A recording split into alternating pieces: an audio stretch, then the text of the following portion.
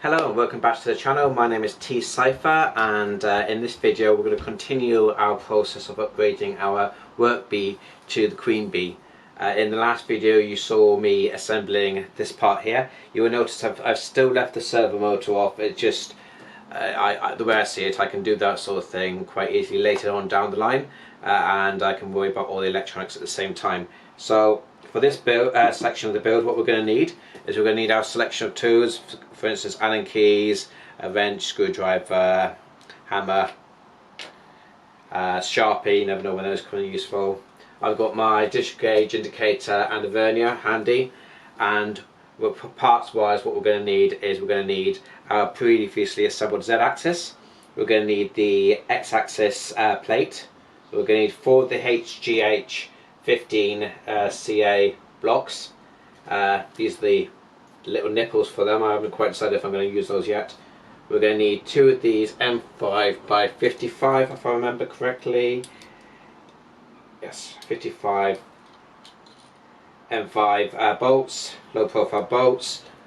We're going to need 2 M5 nylon nuts.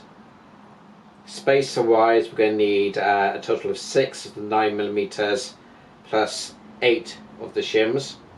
That is to be confirmed as we go along. Anti-backlash nut, backlash nut, M4 by 12 button head bolts, potentially the long Acme thread.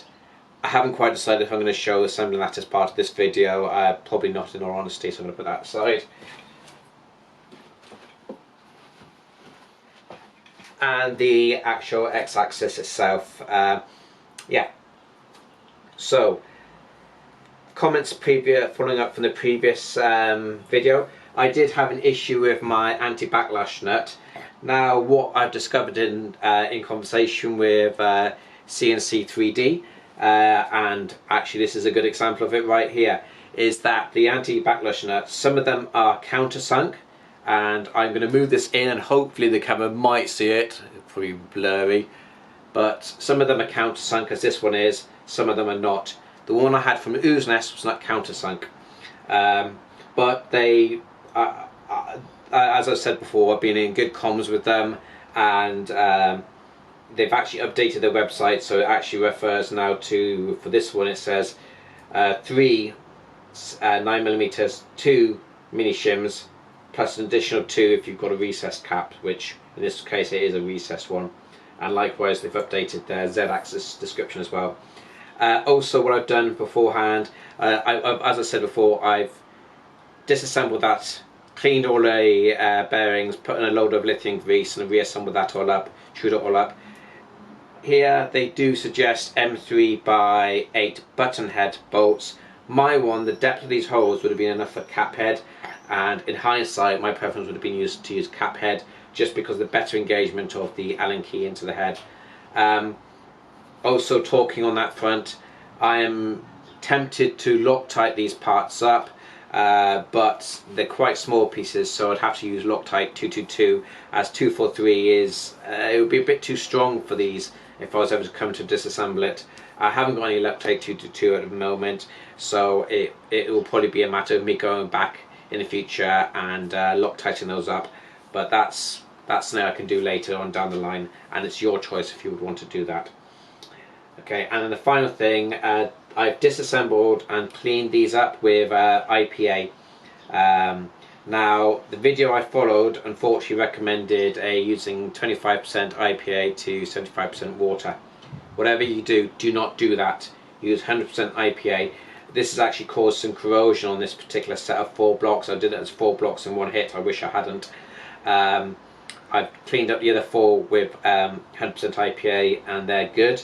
I'm just down 2 bearings, which I've ordered some 1/8 inch ball bearings, which are the size of those, so I can replace those 2 ball bearings. I'm not convinced I lost them. They might have already been missing or something like that, but yeah. So whatever you do, do not clean them with pure IPA.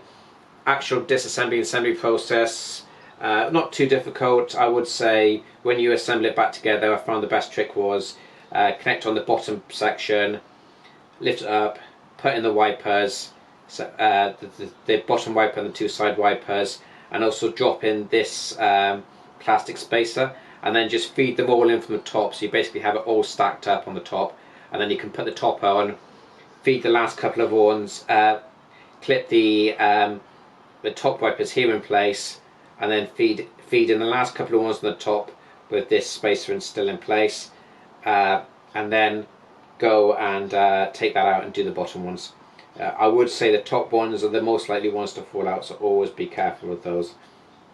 Okay, so let's move on. First thing we're going to do is we're going to true up the X-axis rails. Okay, doing a bit of hands-free now. I do apologise if this is not the best of quality. What I'm doing now is trying to align the two rails together as square as possible using a TDI, or DTI, whatever it's pronounced. And I've got it down pretty damn good, and as we can see as I come across, let's try and make sure I stay in focus.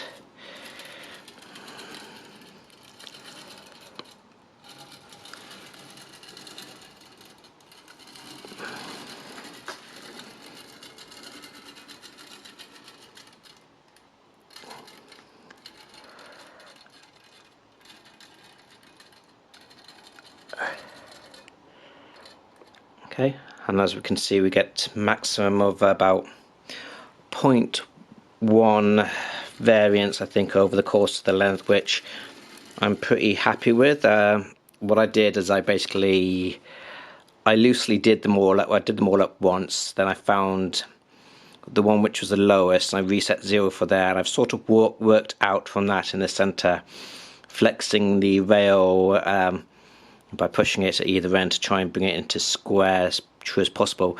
There's no guarantee, even though these rails appear to be parallel, there's no guarantee that they aren't wavering along the length as well, because I just basically tightened up the first one against the edge of the alley plate, and there's no guarantee that that's flat. If you wanted to do it true, you'd probably need a surface place, so with single points to suspend it, and then you'd true up the first rail against the surface plate, and then the second rail against the first one. But hopefully that will work. We will see as I move forward. Thank you. So now we've got the X-axis rail trued up. Next thing we're going to do, I'm going to put in the anti-backlash block. So we're going to take our rail and we want to insert our two 55mm M5 bolts, and that just reminds me of a comment. I did get feedback from CNC3D regarding the bolts issue in the previous one, and they did say that that wasn't correct. It should have been a 5.2mm hole, I think he said, and he did say I could drill those out. Thinking about it, I didn't drill it out, but I seem to be okay on that size anti-backlash nuts. This one is a proper fit. So yeah, so I'm going to fit on the stack of 3 9mm spacers onto each.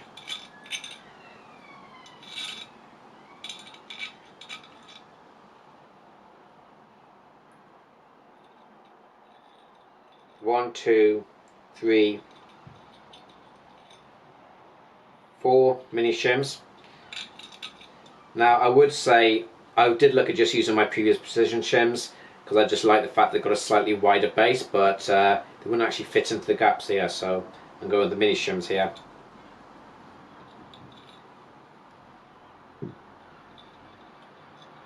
Four on each. And now the nut lock itself. What I'm going to do is I'm going to put it, I think, so that the adjustment is on the top, just for ease of access for future. And I'm going to spin on the nylots.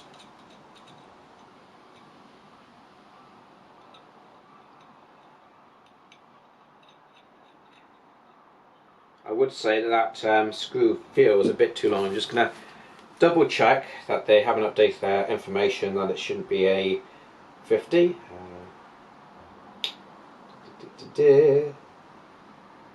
It's now been adjusted to 50, so I'm going to go grab 2 50s and change that over.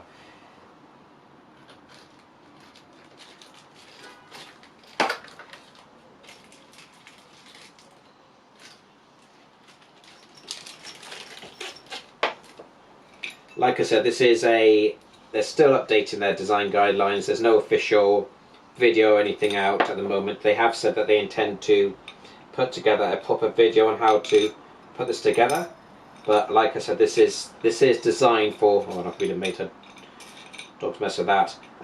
It really is designed for competent people who can look at problems and solve them as they go along.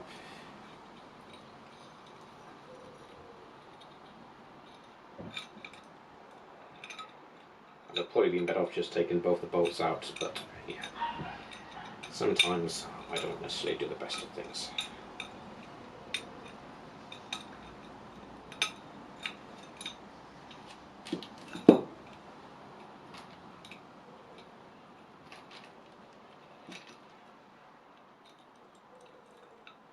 And this, why is this? It seems to have jammed up a little bit actually for some unknown reason. I wonder why.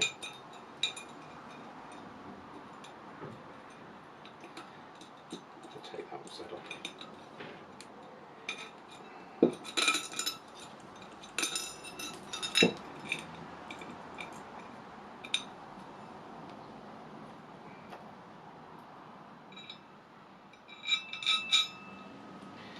Joys of doing stuff on live video, as they say.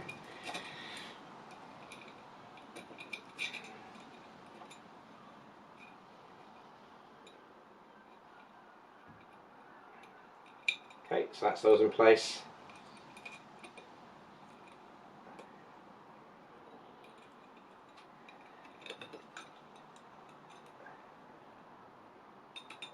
And I'm feeling a tight fit, but they're going up there. I'm pretty sure the ones from the blocks from Ooze Nest were a bit of a looser fit. And a tight fit for the M5 Nylox. What I'll do, I'm going to pause the video and come back once this is fixed. Okay, so got that in. What I did, I actually pressed those two Nylock nuts in place first. So that's now assembled on there. So the next step will be to install the blocks on the back. So I'm just going to basically mount the blocks onto the back with the M4x12s. Don't see the point in having it hanging around for you guys to watch this, so I'll see you again in a minute. Okay, it's now 2 days later. Royal Fell succeeded to miss their targets again over the weekend. I had to get some replacement ball bearings in, and they were meant to deliver it Saturday, but they obviously couldn't be bothered, so I had to wait a couple more days. I would say, with my learning so far, getting some extra ball bearings, and they're 1/8 of an inch stainless steel ball bearings in before you get the set. They're only about £4 on Amazon. Worth getting a hold of it, because some of the bearings are very prone to coming out, specifically the bearings at on the top of these assemblies, so the ones that are mounted on the inside face there really are prone to coming out, I've found.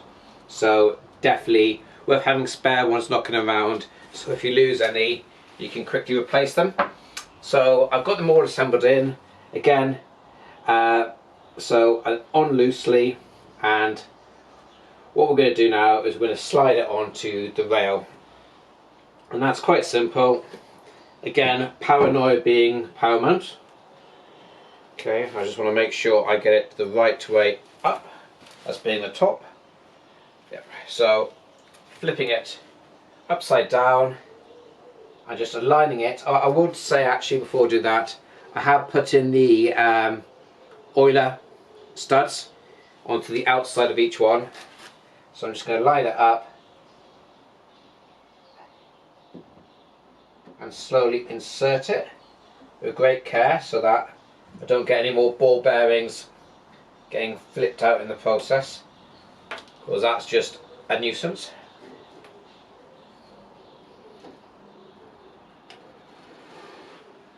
As we can see, it slides up and down. I must admit, it doesn't slide the most freest, but at the same time we've got a lot of bearings going on there, a lot of friction built up into the system. Yeah. So I will inject some lithium grease, white lithium grease into here. I've got a little oiler device switch to do it, but I need to load that up and sort that out.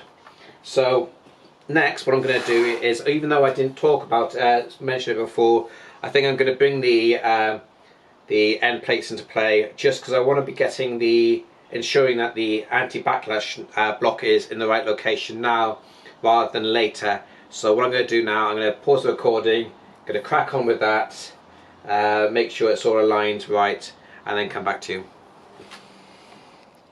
So welcome back. The good news is that the spacers were right this time, which is good news. And unfortunately, since I was filming the last part, my tripod for my camera actually fell over and smashed. Luckily the camera itself wasn't attached, I had a lamp on it at the time, so I'm having to handy cam this. Next, what we're going to be doing is leveling off the X plate. Now we can see the plate here. The X plate, what I'm going to do is I'm going to tighten one bolt, and then I'm going to basically loosely tighten another one, and I'm going to be sliding back and forth and watching for movement on this dial. And the idea is to get it so as it slides back and forth, we've got zero movement on that dial, which means that the top of the actual plate here is parallel, exactly parallel with the top of these rails. And this is how I'm trying to keep everything all together. So I'll be back in a minute, and I'll get that done and I can show you the results then. Okay, I think I'm at a point where I'm happy with this, so if I move this across, we should see the needle, although twitching around, pretty much stays as it is across the entire stroke. So I'm happy with that. So next I'm going to reposition this camera and we can move on to the next step. Okay, so now we're going to move into attaching the Z-axis to the X-axis, and for this we're going to need 4 times these M5x15 bolts. So as I said, I haven't got my electronics on here at the moment. I'm not worried about that. It just gives me, it means I can do that all as a later point without having to worry about the extra weight. So what I'm just going to do initially is I'm moving this to a central location so that the balance it doesn't cause me any issues. So we've got 1, 2, 3, 4 holes. These are the 4 holes that we're going to be using for alignment. You will notice there's actually a second set of holes, 1, 2, 3, 4, which match these 4 tapped holes here. I assume it must be possible for you to actually come in from behind, or it's set up to enable you for whatever reason. That might well come across. In this case, I don't think it's going to be a true situation, so I'm not going to worry about it. So this should fit something like this. And I am seeing a slight technical issue in the fact that these top and bottom plates here might well clash. That is interesting.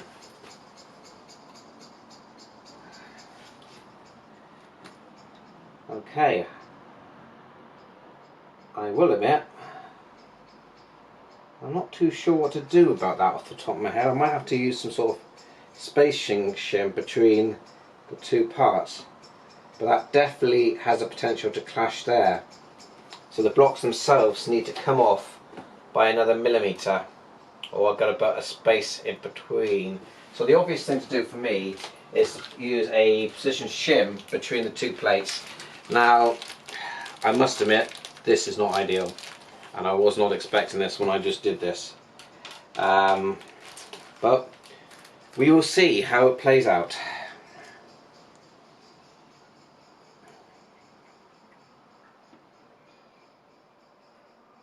I am, of course, momentarily doubting if I've got this the right way around, but I'm 99.9% certain it was meant to be that way around.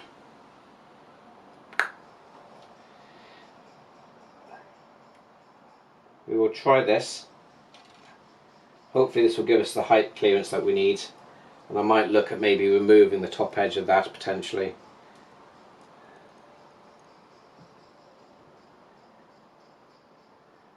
Okay, so Let's get one lined up at a time. Let's start with this top one here, which is actually out of sight for you guys, or gaps even. Okay, I'm not going to tighten these up because, again, I think we need to be aware there might be some alignment drift going on, so I might have to do something to make sure these are square. It's also why I didn't want to put the electronics on here, because I just didn't want to put that on then for something to come along which meant I had to spend an age backing off everything in sight.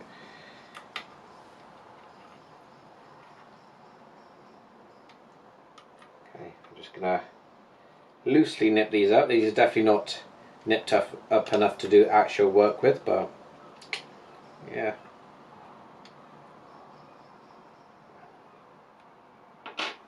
Okay, what I'm going to do, I'm going to check for any clash. Okay, so got nice smooth movement going over that now. Back it the other way.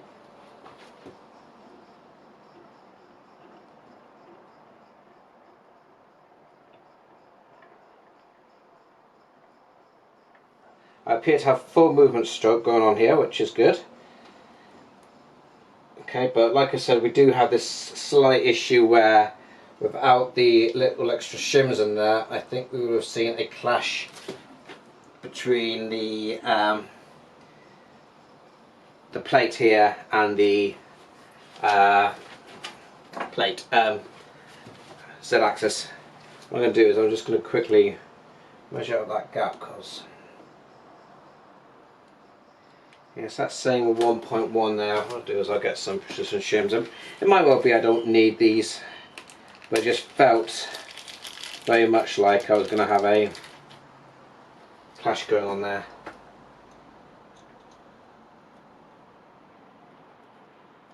Yeah, I can't slip in the shims, so that does generally indicate to me there would have been a clash there. Okay, so not the end of the world. Not quite ideal. What could CNC 3D do to correct that? The only thing I can think of is maybe making this bottom plate an extra millimeter thick. But yeah, so what's left to do? So like I said, this is only on loosely. I'm going to say loosely. It's not aligned properly. I don't think I'm going to align it properly right now, because these are fully accessible at all times, unlike the bolts which are adjoining the carriages to the plates, which are being masked by each other. These plates are constantly available, so I can use these later. I can go through and actually make sure it's aligned properly, so that I can take out any offset using it. So I think I'll use that to close this particular episode. It's been a long time filming. Actually, I probably started filming this on the weekend, and we're on to Wednesday. Like I said, I am back at work, which in all honesty I enjoy working, so that's great, but at the same time it has meant I've had to slow up for the very time doing this. My hope is I've got tomorrow, no correction, I've got Thursday, Friday off. Today is Tuesday, I lose track of time again. So my hope is on Thursday and Friday to move on to placing the doing the Y-axis, and hopefully getting the mechanical build finished, and then from then I can start looking at the electronic side of things. So I hope you join me for the next video. I hope you found this useful and informative. Please like and subscribe and do all that sort of shenanigans if you want, and I will see you next time.